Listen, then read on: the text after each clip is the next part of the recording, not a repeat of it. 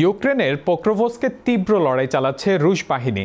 তারা শহরটি নিয়ন্ত্রণে নিতে প্রস্তুত। ২১ মাস ধরে শহরটির ওপর থাকা ইউক্রেনের নিয়ন্ত্রণ ভেঙে পড়েছে। অনেকের চোখে ঘটনাটি রাশিয়ার রাষ্ট্রপতি ভ্লাদিমির পুতিনের প্রতীকী বিজয়। গুরুত্বপূর্ণ শহরটি হারিয়ে এখন ইউক্রেন কি করবে? রাশিয়া ইউক্রেন যুদ্ধের বিস্তারিত থাকছে প্রতিবেদনে। রাশিয়ান সৈন্যরা পোক্রোভস্কে ঢুকে পড়তে সফল হয়েছে। তারপর গত কয়েকদিনে শহরটির ভেতরে ভয়াবহ লড়াই চলেছে। পরাজয় এড়ানোর উপায় নেই বুঝে গেছে ইউক্রেন। তাই দেশটির যোদ্ধারা আশেপাশে অন্য এলাকায় কৌশলগত প্রতিরোধ জোরদারে ব্যস্ত। শহরটির পতন ২০২৩ সালের পর রাশিয়ার জন্য সবচেয়ে বড় জয় হিসেবে দেখছে সবাই। সংবাদ মাধ্যম CNN জানতে পেরেছে শহরটির পতন প্রায় অনিবার্য।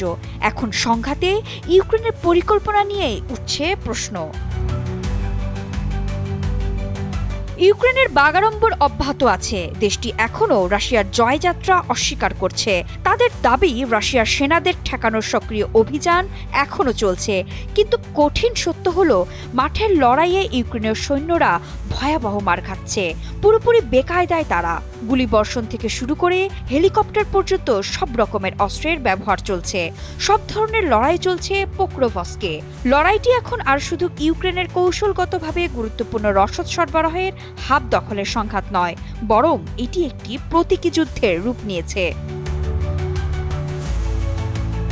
অনেকদিন ধরেই পোক্রোভস্কে তার শক্তিশালী সড়ক এবং রেল সংযোগের কারণে একটি গুরুত্বপূর্ণ ইউক্রেনের শহর হিসেবে দেখা হয়। পূর্ব দিকে দোনিয়েস্ক এবং কোস্টিয়ান্টিনিভকা এবং পশ্চিমে নিপ্রো ও জাপোরোজিয়ায় যাওয়ার জন্য বেশ কয়েকটি প্রধান রাস্তার সংযোগস্থল ওই শহরে। ওইসব এলাকায় ইউক্রেনের রসদ সরবরাহের জন্য শহরটি বেশ গুরুত্বপূর্ণ ছিল। আশেপাশের ছোট ছোট গ্রামগুলোতেও কৌশলগত অবস্থানগুলো ধরে রাখতে শহরটি ইউক্রেনের দরকার ছিল। মাত্রই শেষ হওয়া গ্রীষ্মকালে রাশিয়া পোক্রোভস্কে ঘিরে ফেলে। ইউক্রেনের কপালেও শনি দেখা দেয়।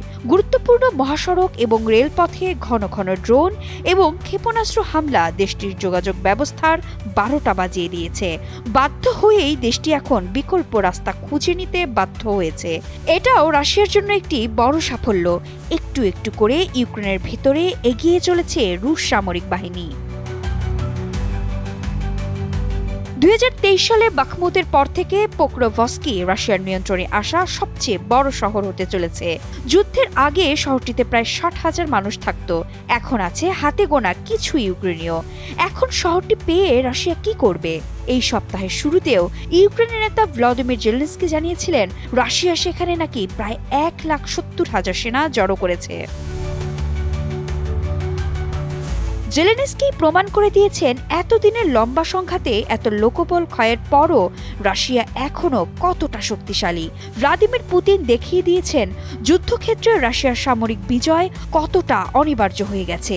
পোক্রোভস্কের পতনের ফলে সংঘাতের সম্মুখ সারি নতুন করে আঁকতে হবে। পুতিনের লক্ষ্য পূর্ব ইউক্রেনের সমগ্র দোনিয়েস্ক এবং লুহান্স্ক অঞ্চলের পাশাপাশি দক্ষিণে খেরসন এবং জাপোরিজিয়া দখল করা। এটাও আবার আলোচনায় সামনে এলো।